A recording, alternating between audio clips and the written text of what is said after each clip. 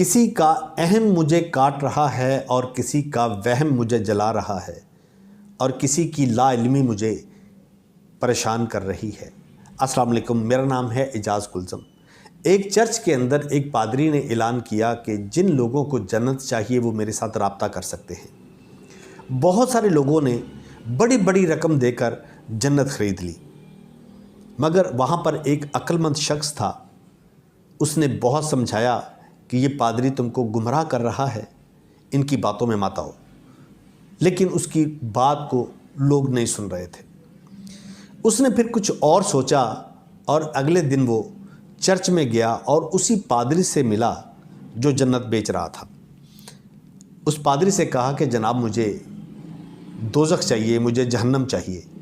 پادری بہت حیران ہوا کہ ساری دنیا تو جنت چاہتی ہے اور تم جہنم۔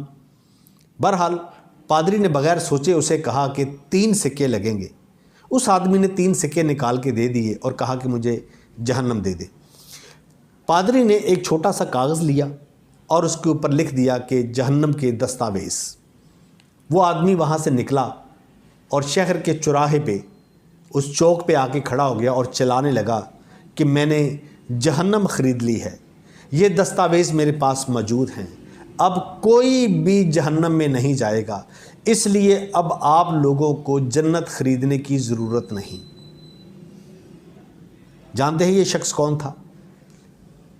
یہ شخص تھا سقراط، جس نے اپنے ان بیوقوف جاہل لوگوں کو ان کی لا علمی کی وجہ سے اس پریشانی اور اس مصیبت سے باہر نکالا اور لٹنے سے بچایا۔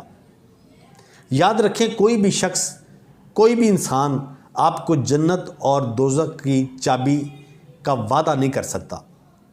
یہ تبھی ملے گی جب ہمارے اعمال اچھے ہوں گے، ہمارا کردار اچھا ہوگا، ہمارا اخلاق اچھا ہوگا، جب ہم اللہ اور اس کے رسول کے بتائے ہوئے کاموں کے مطابق اپنے کام کریں گے، اس کے احکامات کو مانیں گے، اس کی بات کو مانیں گے، تو تبھی ہمیں جنت ملے گی، ورنہ آپ سمجھ تو گئے ہیں۔